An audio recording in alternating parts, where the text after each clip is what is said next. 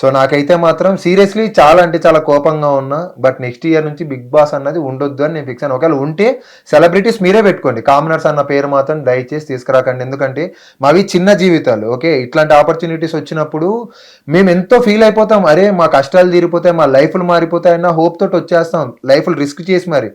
So మీరు ఇక్కడికి వచ్చి మా జీవితాలతో ఆడుకొని ఎండ్ ఆఫ్ ది డే మీరు సెలెక్ట్ అవ్వలేదు వెళ్ళిపోండి అంటే దానికి ఏంటి మాకు అర్థం కాలేదు.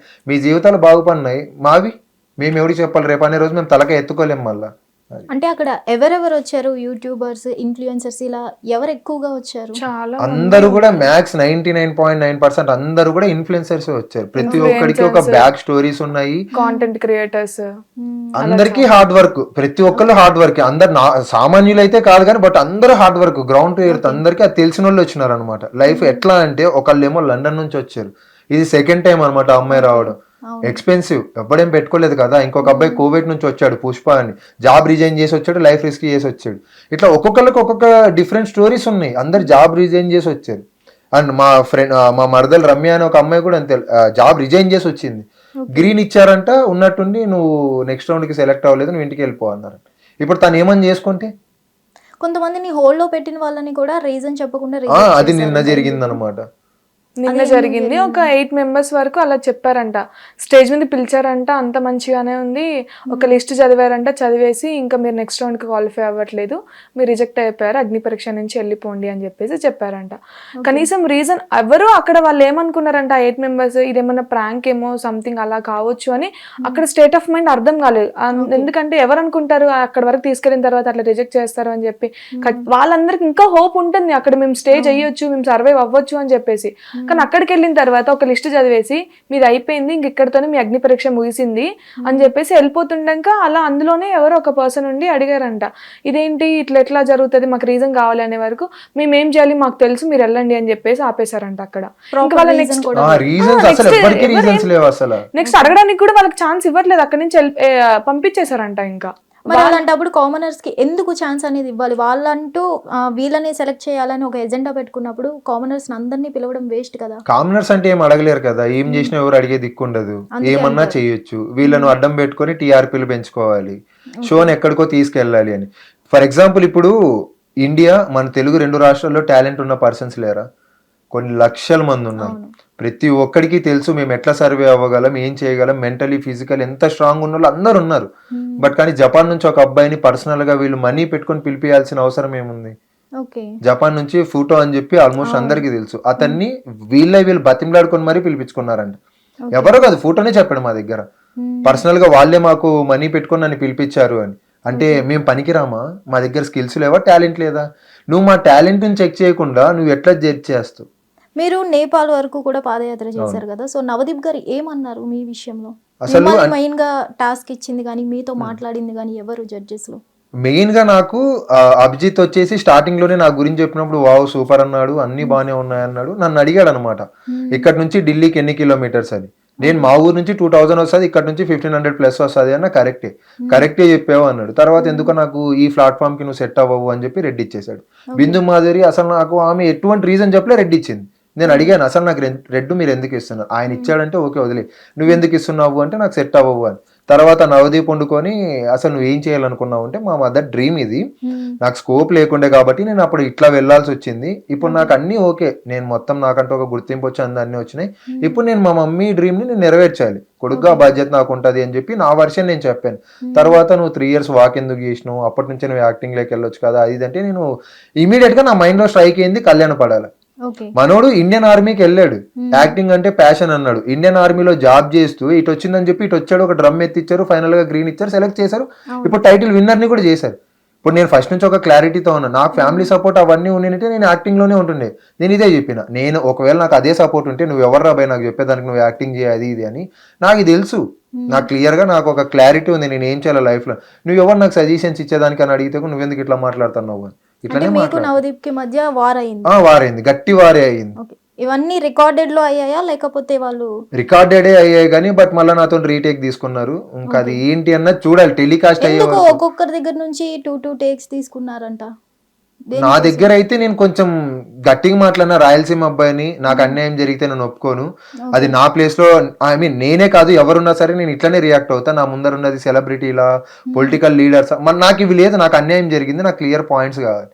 సో ఈ బేస్ మీద నేను గట్టిగా మాట్లాడేసినాను అనమాట. మీరంతా ఎవరు నన్ను జడ్జ్ చేయడానికి, నాకు తెలియదు. ఆ మాత్రం మీకు ఇంత క్లారిటీ ఉన్నప్పుడు మమ్మల్ని ఎందుకు తీసుకొచ్చినారు ఇక్కడ దాకా? ఫస్ట్ నుంచి మా స్టోరీస్ తెలుసు, మేము ఎట్లా ఉంటాం, అది ఏంటి ప్రతిదీ తెలుసు. అండ్ నేను ఇంకొక క్వశ్చన్ ఏం రైజ్ చేసిన అంటే, జీడీ జరిగినప్పటి నుంచి, ఐ మీన్ గ్రూప్ డిస్కషన్ జరిగినప్పటి నుంచి ఈ రోజు వరకు ఈ 3 days లో కూడా చూసుకోండి, మీరు సెలెక్ట్ చేసిన వాళ్ళలో కల్లా ది బెస్ట్ నేను ఉన్నా. సింగిల్ రూపీ లేకుండా ఒక పర్సన్ ఇండియా మొత్తం వాక్ చేశాడంటే వాడు మెంటలీ ఫిజికలీ ఎంత స్ట్రాంగ్, వాని దగ్గర ఎంత నాలెడ్జ్ ఉంటుంది. నువ్వు మహా అయితే 80 members చూస్తావు, నేను కొన్ని లక్షల మందిని చూసిన నా జర్నీలో. నీలాంటి తోపుతోపళ్ళని చూసిన నేను, నువ్వు నన్ను ఎట్లా రిజెక్ట్ చేస్తావు అని అడిగి. ముఖ్యంగా మీరిద్దరూ కూడా వాళ్ళ దగ్గర నుంచి అబ్జర్వ్ చేసిన స్ట్రాటజీ ఏంటి? స్ట్రాటజీ అనేది ఏం లేదు, మా క్వశ్చన్స్ బట్టి మమ్మల్ని రిజెక్ట్ చేసినారు. ఏమన్నంటే ఇంకా ఇంతే, ఓకే మా ఇష్టం, మేము ఏమన్నా చేస్తాం రబే, నువ్వు ఎవడు మమ్మల్ని అడిగేదా, నువ్వు ఆఫ్టర్ ఆల్ ఒక సామాన్యుడివి. అగ్ని పరీక్షకి వాళ్ళు ముగ్గురు పర్ఫెక్ట్ జడ్జెస్ కాదు అనడానికి మీరు ఏం చెప్తారు? 100%. ఎందుకంటే ఫస్ట్ వాళ్ళకి నాలెడ్జ్ లేదు. నా వరకు ఒక స్క్రిప్ట్ ఇస్తే దాన్ని ప్రిపేర్ అయ్యామా, ఉన్నది ఉన్నట్టు పెట్టేసినామా, అంతవరకే. అవతలోడు ఎక్కడి నుంచి వచ్చినాడు, వాడి గ్రౌండ్ ఏంటి, వాడు ఇప్పుడు ఏ పొజిషన్ లో ఉన్నాడు, అవును ఇట్లాంటి వాడికి మనం ఒక టాస్క్ ఇద్దాం చూద్దాం అన్న మినిమం సెన్స్ అనేది కూడా లేకుండా పోయింది. నేను స్ట్రైట్ గానే చెప్తున్నా, అక్కడున్న ముగ్గురికి కూడా ఎటువంటి అర్హత లేదు. మీరేమన్నా బిగ్ బాస్ విన్నర్లా కాదు, పెద్ద యాక్టింగ్ స్కిల్స్ ఉన్నాయి, బొచ్చుబీ లేవు మీకు. ఉన్న దాంట్లో మీరు ఒక 10 ఏళ్ళు కష్టపడి వచ్చినారు కాబట్టి ఇప్పుడు ఒక పొజిషన్ లో ఉన్నారు. మీరు జడ్జులుగా 1% కూడా అర్హులు కాదు మా ముందు. నేను ఆటికి స్ట్రైట్ గా నేను నిన్న ఒక ఇన్స్టాలో వీడియో పెట్టిన, దమ్ముంటే ఛాలెంజ్ యాక్సెప్ట్ చేయండి అని. సెలబ్రిటీలే వస్తారో కామనర్సే వస్తారో మీ ఇష్టం, జస్ట్ నాతో ఫైట్ చేయండి. మాట పరంగా అయినా కానీ, ఆట పరంగా అయినా కానీ, ఏ పరంగా అయినా కానీ నాతో నన్ను ఫైట్ చేసి నన్ను ఆపండి. నేనే అన్ఫిట్ అని చెప్పి మీ అందరి కాళ్ళు మొక్కి మరి క్షమాపణ చెప్పి వస్తానని కూడా చెప్పింది. వాళ్ళు ముగ్గురు కాకుండా జడ్జెస్ ఎవరు ఉంటే మీకు కామనర్స్ కి న్యాయం జరుగుతుందంటారు?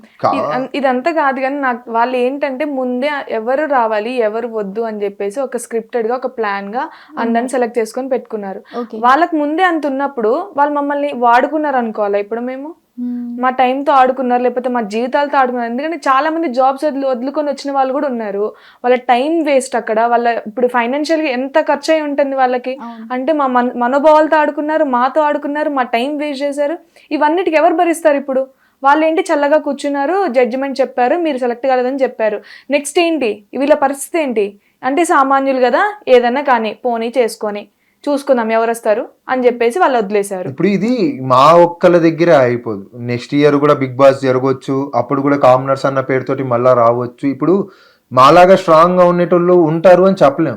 ఇప్పుడు అక్కడున్న 80 members లో ఎవరన్నా ఒకళ్ళు జాబ్ పోయిందనో, లేకుంటే పరువు పోయిందనో, ఏదన్నా ఒకటి చేసుకొని ఐ మీన్ సూసైడ్ గట్రా చేసి. లాస్ట్ టైం కూడా ఆల్రెడీ అగ్ని పరీక్షలో అన్ఫేర్ జరిగింది అంటూ చాలా వరకు చెప్పడం జరిగింది. అది విని కూడా మళ్ళీ మీరు ఎట్లా ట్రై చేశారు? హరీష్ విషయంలో కానీ లాస్ట్ టైం మీరు చూసారు కదా, హ్యాండిక్యాప్డ్ పర్సన్, అతనికి అట్లే అన్ఫేర్ అయ్యింది. ఇప్పుడు మళ్ళీ మీరు ఎట్లా ట్రస్ట్ చేశారు? ఎందుకు మీ జీవితాన్ని ప్లాట్ఫామ్ అనుకున్నారు మీరు? లైక్ మేము ఆడిషన్ వీడియో పెట్టినప్పుడు ఒక హోప్ ఉండే, అందరికంటే యూనిక్ గా ఉన్నాం, స్కిల్స్ ఉన్నాయి, డెఫినెట్లీ మాకు ఒక ఛాన్స్ వస్తే మేము ప్రూవ్ చేసుకుందాము అని. అండ్ అన్ఫేర్ అయిందా ఫెయిర్ అయిందా అన్నది మనకు తెలీదు. ఎందుకంటే ఒక పర్సన్ డైరెక్ట్ గా వచ్చి మన దగ్గర చెప్పలేదు, పబ్లిక్ టాక్ అది. సో రియల్ లైఫ్ లో మేము ఎక్స్పీరియన్స్ అయితే నెక్స్ట్ ఎవరికి అట్లాంటి జరగకోకున్నట్లు చూడగలం కదా. ఎందుకంటే మాకు స్ట్రెంత్ ఉంది, మేము ఫైట్ చేయగలం, అందరిలాగా అయితే సైలెంట్ గా ఉండలేం. సో అట్లీస్ట్ దాని గురించి అన్న లోపల ఏం జరుగుతుందో తెలుసుకోవాలన్న ఒక ఇంట్రెస్ట్ తోటి నేనైతే పెట్టేశా, వస్తుందా రాదా అని. సో ఫైనల్ గా వచ్చిన తర్వాత తెలిసింది కాబట్టే కదా ఈరోజు ఫైట్ చేసాం, మీ ముందుకు వచ్చి మేము మా బాధలన్నీ చెప్పుకోగలుగుతున్నాం. హిట్ టీవీ యాప్, ఇందులో short news, live news, entertainment shows, movies, digital magazines తో పాటు మీ జిల్లా వార్తలను కూడా ఫ్రీగా చూడొచ్చు. ఇంకెందుకు ఆలస్యం, వెంటనే హిట్ టీవీ యాప్ ని డౌన్లోడ్ చేసుకుని ఫ్రీగా ఎంటర్టైన్మెంట్ పొందండి. Hit TV app. Hit TV app. Please download hit TV app. Hit TV app ని ఫ్రీగా డౌన్లోడ్ చేసుకుని ఎంజాయ్ చేయండి. మీకు నచ్చిన ఎంటర్టైన్మెంట్ కోసం హిట్ టీవీ యాప్ ని ఫ్రీగా డౌన్లోడ్ చేసుకుని ఎంజాయ్ చేయండి. హిట్ టీవీ యాప్ ని డౌన్లోడ్ చేసుకుని ఆస్వాదించండి, ఆశీర్వదించండి. ఇంతమంది సెలబ్రిటీలు హిట్ టీవీ యాప్ ని డౌన్లోడ్ చేసుకోండి అని చెప్తున్నారంటే ఎంత మంచి యాప్ ఆలోచించండి.